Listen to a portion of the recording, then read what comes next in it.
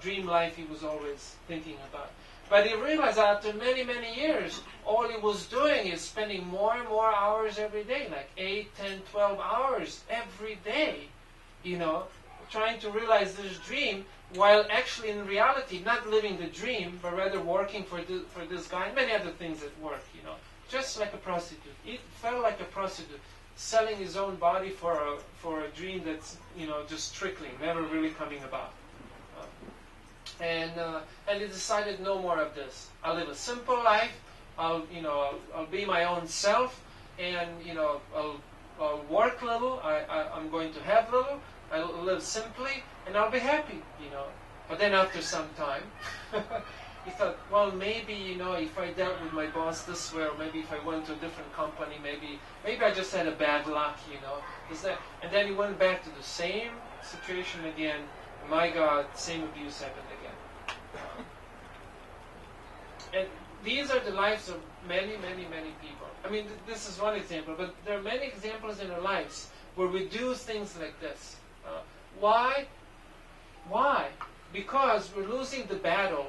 The reason is losing the battle over an irrational mind who's simply attached to an idea, even though idea is never coming through. It's just not coming through. It's just some illusory appearance of it. A little bit flashes and it's gone. And that's mind. The mind is attached to idea. Whether idea is realizing or not, doesn't matter. It drags you, your intellect, your whole life, people around you, drags into this catastrophe. Spiritually, materially, in any way. So this is a result of an uncontrolled mind. So unless you learn to guide your own mind by the intellect, the mind will enslave you and your intellect. That is the problem. Because or the intellect will guide the mind, or the mind will guide the intellect. So therefore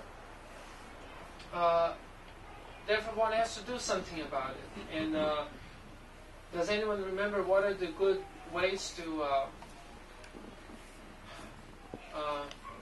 fortify one's intellect in order to properly guide the mind, so that the mind will be satisfied, the intellect will be satisfied, and you will actually experience a true, objective well-being?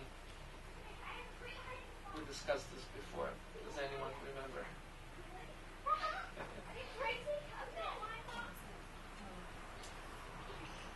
Critical thinking. Introspection. Introspection, okay, that's the beginning. Critical thinking, Analyzing, okay. I guess you know the base instincts of the mind, and that's it. These two go together. These two go together. In other words, first one's critical thinking or analyzing. In other words, you have to see yourself different from the mind. You observe this thing. This thing's talking to you. And then when you think like this, you disassociate yourself from it. And therefore, when you think, the first step in controlling the mind is to ignore it. But if you identify yourself with it, you don't even have an idea that you should perhaps ignore this thing occasionally. And without critical thinking, which means education, reading, acquiring wisdom, associating with thoughtful, wise people, how will you even feed your intellect? In other words, how will you decide in which direction should you endeavor? In which direction should your love, should your emotion develop? So first thing is critical thinking, analyzing, and disassociating yourself with this mind. In other words, not disassociating, but realizing the difference between you and the mind. And what's the other thing we said? That was the first step. What was the second step? Does anyone remember? Spiritual practices. That was the third one. Something comes before that. Introspection? That's all in the first one, yeah. Regulate your sense, regulate physical. Regulate your sensual activities. If you manage, I know this is very radical and it's not cool, but if you somehow or other manage to regulate your sensual activities, meaning eating, sleeping, waking, reading, recreation, if you manage to regulate this, in other words, like I always go to bed around 10:30, and I always get up between 3 and 3:30. I always do that. I mean, exceptionally, there are sometimes exceptions, but that's what I do. I eat always at the same time, 8:30, and then later on at 3 p.m. That's when I eat. That's it. And I have my reading time as well, like this.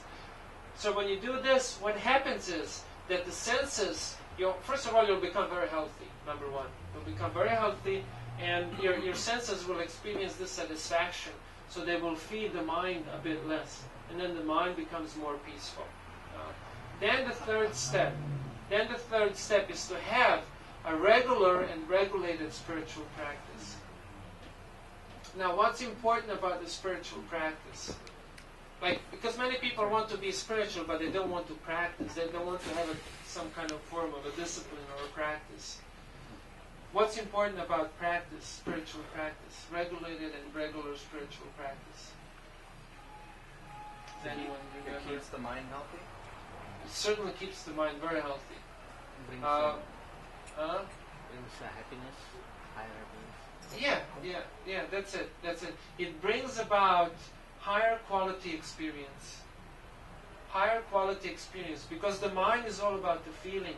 And once you supply this mind with a superior feeling, with a superior experience, it'll stop bugging you.